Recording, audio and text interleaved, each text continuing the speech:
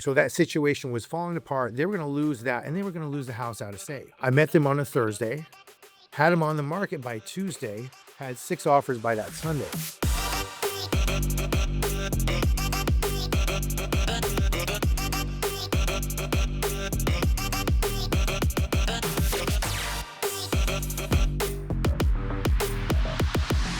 Welcome back to the Cash Flow Podcast, the podcast where we talk about turning properties into profits. I'm your host, Jayson Yoss, and today we're here with my special guest, Brian Thompson. Brian, how you doing? I'm doing great. Great to meet you. So Brian, with Realtor with Remax, correct? That's right.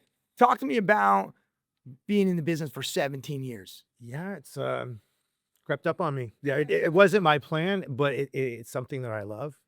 I was just going to do this for a while. I got my master's degree in psychology. I was going to go through and help people be a psychologist, and I just loved it so much along the way. I just stuck with it.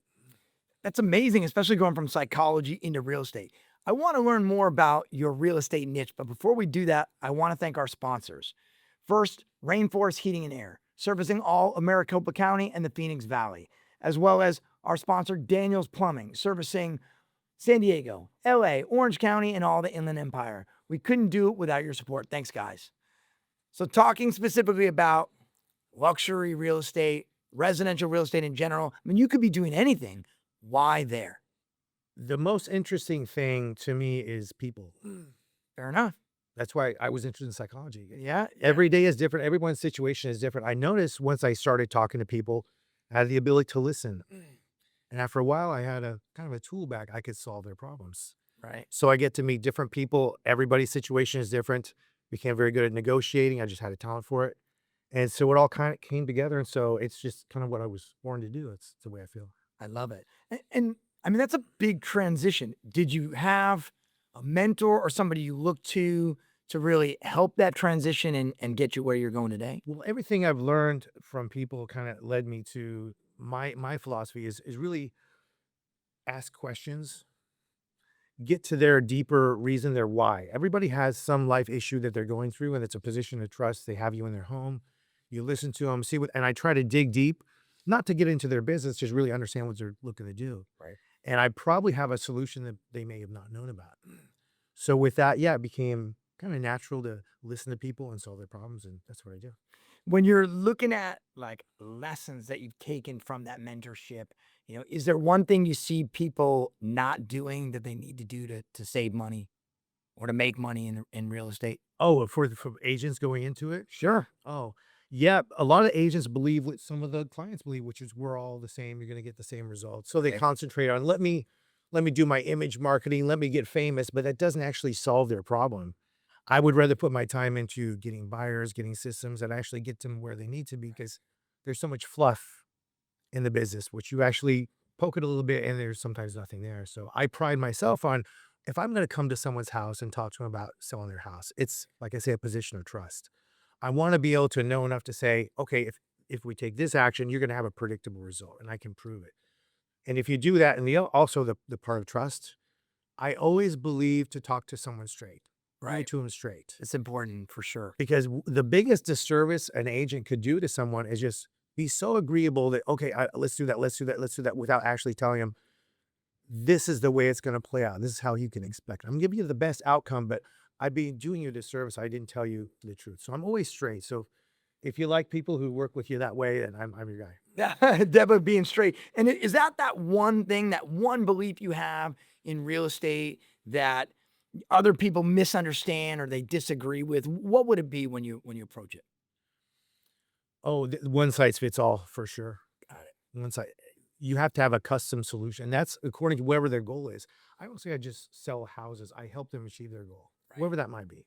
And I know that you talked to me a little bit about marketing and how the way you market and the way you negotiate is different. It's actually one of the things that sets you apart. It's a differentiator. Talk to me about that. Exactly. So like I mentioned, in this business, people would just throw it out and they wait for everything to syndicate. They use what everyone else uses, so they had the same outcomes as everyone else. Sure. Whereas I would rather go out, get the buyers, put all my resources not to become famous, have systems that bring in buyers, right? and bring in offers. And typically, one of my listings, I'll bring in multiple offers, which is pretty unusual these days. Absolutely. And then you have to negotiate them up, and there's an art to it. If anyone could do it, everyone would do it, right? Right. That's why I pride myself on it. Yeah. When you talk about an art to a science, so let's talk about some case studies about you putting those methods to the test and how they've created results. You talked to me a little bit about a property, Ramona, that you're working on. Oh, yeah. Talk to me about that deal and how that philosophy, that business philosophy, actually helped your clients. Yeah, that's a perfect case study. So a lot of times I'll encounter someone who's tried to do something and it failed. Right. It's not unusual for us to take on a listing that someone else couldn't sell. In this case, these folks were making an offer out of state, Wonderful. contingent upon selling their house. And they had responded to one of these, I'll buy your house for cash offers. You see them every place. Fair enough. And yeah, very common. Once they get you under contract, they'll renegotiate. That's what happened. Really? So that situation was falling apart. They were going to lose that, and they were going to lose the house out of state. Wow. So this is just an example of when I come in. I met them on a Thursday, had them on the market by Tuesday, had 6 offers by that Sunday. Wow. And by the way, this house had a lot of deferred maintenance. Really? So it had a lot of problems. So I know that if somebody else would have had a different outcome. They would have crossed their fingers, see what happened. So I started working our database, our off-market buyers. I started really running it up. So by the time that weekend arrived, we had done so much. My team had done so much. It saved the day. So yeah, I know I can make a difference. That's pretty interesting. Talk to me real quick. So it's common, and we'll use this situation as an example, for people to be sucked in by the Yeah, I'll buy your house the way it is and then get renegotiated. of course. Yeah. And that left this client like basically swinging without a net. How were you able to at the end close and then still get them to close in the other Yeah, property? that's the other They're side out of of it. state. So when that agent in Arizona found out, they were incensed. Yeah. They were going to cancel on him. So that was the other part. Hey, I sent all my materials over to them and said, "This is our plan. We have a plan. Right. Don't cancel. Give me It's gonna give be me a okay." week, yeah, right? That's what I said. Give me through next weekend. That's what we did, because so many people are set up with broken promises. Right. It's not just the cash offers, and there are good companies out there, but Sure. very common to renegotiate or try to reassign it. The other thing is people will meet with an agent who will kind of sell them some dreams too. Right. They'll say, "I'm going to sell it for this amount. I'm selling it for that amount." And then it doesn't happen. Let's say that person has to make a move within a particular period of time, or they're making those contingent. The chain is broken. So it's broken dreams. I don't break dreams. I want to make dreams. So I see that so often. Break dreams I want to make. Exactly. Thompson, there you go. There you go. The quote, write it down. And that marketing piece, you went to your database. Yeah. You talked earlier, said, agents just throw it up on the MLS. Exactly. Like, what is there more to do? Like, what more besides just putting on the MLS is there? Yeah, I'm going to give away my secrets here. But it's you don't gotta do. It's not so easy to do. It's what most people do, and I don't like to watch what other agents do because they're average results. They will just put it on the MLS and then wait for it to syndicate and get lucky, cross their fingers. Wasn't meant to be. We plan it out. Number one, we know people these days move around. So for example, a property in Ramona, it's unique. It could be a horse property with some land. That person could be looking anywhere. They could look. So looking at my database, who wants a property with land? Who's wanting something at this price point? And I talk to my people too. Let's call our database, call, text, email. And people, so often these days, they're hard to reach. Right. There's an art to it too, because people become hard to, me too. I screen my calls. Yeah. So you can I could shoot out 1,000 text messages to potential buyers. It gets their attention. And for a period of time before it was on the market, that also got their attention. That's not on the market. Come take a look at it. So I do the pre-marketing, and then how it appears online really differs according to which agent you're going to use. So all those things together. And when I meet someone, I show, okay, I didn't get lucky. This is a case study, not that I got lucky one time. Right. Is this predictable results? Because I meet with someone. If you're interviewing, I would do the same thing. Interview several agents. Right. And then look at their results, because they're going to bring you, here's my glossy folio of stuff, but what can you really do? I actually pull up my stuff online. I'll show you my statistics. Yeah, look at my stats. Over the last year or two, let's compare whoever I'm going to compare. Let's compare me and them. That's kind of fun for me to do. Let's take the Pepsi challenge between the top 2 agents you interviewed and myself, and look at these stats. And here's where we're going to win for you. Here's that neighborhood expert who is famous, but they don't sell half their houses. Yeah. Do you want to work with them? You wouldn't know until I come and do the comparison. If someone beats me, great, but it really doesn't happen. Let's work our way to another case study. And I think this one really talked to me about you had an owner in a very bad situation this February. And I don't want to get too detailed to them, but they were also moving out of state Yeah. and they ran into some trouble as well. I think they found you online as well. Yeah, we found this gentleman, and it's like we talk about. We start to talk to him and uncovers the situation. Yeah, I'm thinking about moving.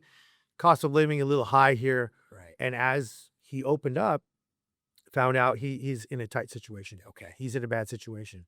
So now, rather than making a rash decision, let's maximize the value of your house. So this person, it turned out, had less than $100 in his bank account. Whoa. And he needed some repairs on his house. Needed some help. So it was kind of a tall order. Let's go get you out to look at this other house out of state and make a contingent offer. And I'll make the case, because I'm a big part of that too, getting that offer accepted before I sell the house. There's a whole thing to that too. So we got him his offer accepted out of state, got multiple offers on his house, negotiated, because there's some deferred maintenance, as you can imagine, right? He hadn't taken care of it. Well, we got these offers, played them off against each other, got him moved to the other state with some money to spare paying off debt. So I know that someone else who had taken that job wouldn't have been able to do it. But a crack somewhere on. Yeah. Did you run into any drama? Yes, of course. Yeah. Never that smooth, is it? Yeah, because once they discovered there were problems with the roof, things like that, I have to negotiate for that person. The other person threatens to cancel. So the buyer comes in and says, "Hey, we done our inspection. Hey, Brian, I don't like this and that. I think we're going to cancel." Is that usually the way they present it to you? Then I negotiate. And here's the other thing. They knew, because I created competition for the house, that there was a backup buyer. Because it does sometimes happen that first person falls out. Sure. And I just moved the backup buyer. I didn't have to in this case. But I can imagine that person having sleepless nights. Like, I don't have any money in the bank. How am I going to move? How am I going to do this? So that's, again, back to a position of trust. I won his trust, and I took him through to the end. When somebody is looking out of state, do you let them just, hey, go figure it out? Or do you have a network? Do you connect with realtors? I mean, obviously that's a huge part of your business as well, is to be able to guide people where they want to go. It's not always San Diego. Yeah. Talk to me. How did you find that? Were you able to rely on a network, or how did that work? Yeah. Sometimes I'll know somebody, but often they'll go into some place I've never heard of, right? You go to rural areas. So I'll take a couple hours and just vet the agents. If I don't like anything about them or whatever, they're hard to reach. Because when you call someone's phone, you can't reach them. That's not a very good start. I'm going to make an introduction. This is what he's looking to do. He might want to do, can you go out and take your phone and do some FaceTime with him? You do that. And if I like what they have to say and I look up their history and I vet them, okay, I think you're going to be in good hands. I also tell them too, if you're not getting good results, you're going to go out this weekend and look at houses. If that person's not doing it, let me know right away. Because it's a chain. We can't have a weak link, right? If that person's a weak link, we can't have it. So It's a great. I will go. If they have someone, great. If they don't, I will always find a good professional for them to go look at houses. And I'm a part of getting that offer accepted too. And also there's ways to make offers non-contingent too. We kind of get with our lender to say, okay, I had another case not too long ago where a guy was, okay, I'm going to wait till my tenant moves out and then I can sell. And then I'm going to. My neck of the woods, I know that one. Well, the tenant's here and this, it's like, okay. And so his life was on hold for a while, but okay, what if you don't have to? What if I can create a situation with your lender, just make non-contingent offers? So I know that's a lot of terms I threw, but that just shows everybody's situation is different. The realtor, as you're laying out, makes a big difference. Walk me through just quickly on, what a listing appointment with Brian Thompson looks like and how you're able to go through the steps to show that prospective client, like, look, this is a no-brainer. Yeah, sure. Well, number one, you're asking a lot of questions. I don't go in with a preconceived notion, this, and this. Okay.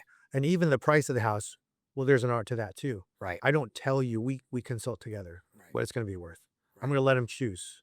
And sometimes they're off. I'm always going to be straight with them. Right. And I have like an hour or two to win that trust. Right. So I ask a lot of questions. I tell you what we would do, see if you like what we have to say. And sometimes it's not a good fit. That makes sense. I'm not afraid to say that too as well. It happens occasionally. But if they know that I have their best interest in heart, and I'll kind of brag about my statistics, I'm going to sell your house for more money than the average person. Take the Pepsi. That's where I do, which I love it too. Let's pull it out, verify what you can expect. I sell my houses for more money. I sell them faster. You're less likely to have it fail with me. So I prove it. and then whoever you got else who got to prove. So after all that, if you're a very skeptical person, we get along just fine. Because there is no fluff. I'm just going to tell you, let me prove it. And do you think we're a good fit? At the end of that, they're going to feel a lot better. I always say you're going to rest a little easier tonight after we have a plan. And you've won the trust and confidence of a lot of clients, and you have a lot of transactions. So what are the realtors, what are the other ones not doing right? What's that biggest mistake that you see that you're like, you could tell a junior realtor, like, hey, you need to put your focus somewhere else? I almost don't want to watch them. It's like if you're trying to work on your golf swing and sometimes I'm afraid I'll start doing that. I don't want to watch. Fair enough. But no, but a lot of people will say, I'm going to rely on rapport with my client. They like me, which is nice. I'm likable. I'm nice, but I'm also someone to tell you the truth. I'm going to show I'm competent. Got it. So I have a bigger toolbox. The other people, they just don't have as much capability. They just, like I say, they try to plug and play and just cross their fingers. They're going to get a good result. That's the way to do it. And I totally agree. I've seen this a lot, and I'm trying to think if it was like this always, and you've been doing this a little bit. When the issue of commission comes up, especially with the national settlement and all that, like I see realtors racing to give away commissions. Do you see that a lot after doing this a while? Or is Yeah. that a new agent thing only? And what's your take on that? Yeah, if you don't have value, you can't ask for much. Right. We saw someone who advertises 1%. Okay. So you don't bring anything to the table. Okay, I guess that's what you deserve. Sure. Right. You get the sign. Exactly. You deserve. So if I can pay for myself, which I pride myself in doing, and I show you how the money is going to be spent, because we all have the same goal in that sense. I want you to net the most amount for your house. Right. The same thing. And the thing we do now is on the buyer's agent side, that's completely negotiable. You're relying on me more than ever to negotiate. In fact, what's happened is these agents have had to raise their game. They used to be all set. So a mediocre agent got paid the same as a good agent. That's not fair. Yeah. Outstanding people who pay for themselves should get paid more than the mediocre agent. And Jayson, I don't mind if half of these people get out of the business, really, because I love the fact that it's a small business, mom and pop, but there's so many people who shouldn't be helping you. Yeah. They shouldn't be helping you. Let's talk about the biggest change that we see upcoming is that what it is? It's that we're going to lose a lot of brothers, sisters, cousins, coming to the business. I think so. Yeah. I think so, because it was something where, okay, well, Aunt Sally can open the door for me, whatever, and I might as well help her out. This is not something where you want to do a favor to a friend. Right. You should choose a professional, because the house that you're going to get, a lot of people are competing. Yeah. And that could be the house you want to live for the rest of your life. Who you choose, who you work with matters. It does matter completely. As far as selling your house too, I can show just empirically, I sell my house for a lot more money than the average person, about 6.8% above the list price. So once you start getting, if you're a numbers person, I can prove it. But even if you're a person who just has never thought about it before, people assume, especially with technology, with everything being on Zillow and things like that, well, maybe because information is out there, information just flattens out, my house is going to sell for what it's going to sell for. Right. It's not true at all. Yeah. I think more so than ever, I see huge differences. It could be the exact same home will sell for different amounts of money. Right. The difference between it sitting on the market for a while versus selling quickly. And it could be the exact same house. It depends on who you use. You brought something up before, and I thought this was a great analogy about how our industry needs to get even more professional when you were talking about the way people choose a doctor or when people go to the hospital. To expound on that for me. Yeah, exactly. Because you would ask kind of the direction I think it should go and it will go, where it's not so much of a business of part-timers who are just going out kind of muddling around and practicing, where we talk to people. I've been an agent for 30 years, but you did like 20 transactions in 30 years with that. You shouldn't be doing that. Go to someone who's a proven professional, because people don't know. It's not luck. It's not fate. It's planning. It's planning, choosing the right person. And you can also verify the person's credentials. How many transactions do they do? Yeah. What's their predictable result? So I would like it for people to raise their standards. If you're trying to buy a house or sell a house, have the highest possible standards. Sure. Choose a person that you like, that you click with, but also verify what is your predictable results, because it's not luck, right? Yeah, and again, as like we talked about it, and I see the same in the residential property management industry.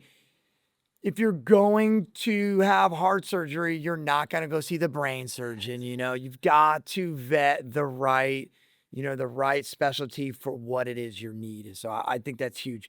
Kind of some final questions here as we get to the end here. Talk to me about looking back to when you first started. If you had to get in that time machine, the DeLorean, and go back and talk to baby Brian, just getting out, like, what is one piece of advice that you would give yourself to set you on track and maybe continue the same path or even better? Yeah. Yeah, they don't teach you anything when you get your real estate license. They absolutely Well, don't teach you anything. That's why they assume all the agents are the same, because you don't really get training in things like marketing and negotiating, things like that. So I would have told myself to get as much training as possible as soon as you can. So I started my time training with different teams and things like that, and just to get your knowledge up, because yeah, you shouldn't be, like you said before, you shouldn't be practicing on the clients. You should be the heart surgeon who's done it thousands of times. You don't want to use someone fresh out of medical school. So if you can, as a new agent, get a lot of transactions in, get a lot of time doing it. That way, when someone comes with a problem, you already have a solution to it.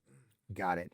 And final question, because I think that you really hit the nail on the head. What's something that everybody says for realtors easy, but really isn't that easy? They're like, oh, you use a realtor. Oh, it's easy. You guys do it all the time, but you're really like, no, it's not that easy. Oh, none of it is easy. Yeah, none of it is easy, because I'll correct myself. In certain markets, it's much easier. Sure. If this was 5 years ago, this 2021, you could just expect there's a line around your house. There was a time when putting an offer at the list price was an insult to the seller. Fair enough. It was now it's not easy. The house has to be done correctly, has to be marketed correctly. So people think marketing a house is easy. No, because now these days the buyers have many choices. There's information everywhere. How are you going to appear online? Do you have buyers? Do you have systems to get your offers higher than normally? You have the visibility online. You have to really be a professional. You can't just be throwing it out there and see what happens. Brian, the systems and processes that you have in place and the level of professionalism and the way you approach this and the way you've explained it is just absolutely refreshing. It's, no offense to dancing on Instagram, but it's a great way to show.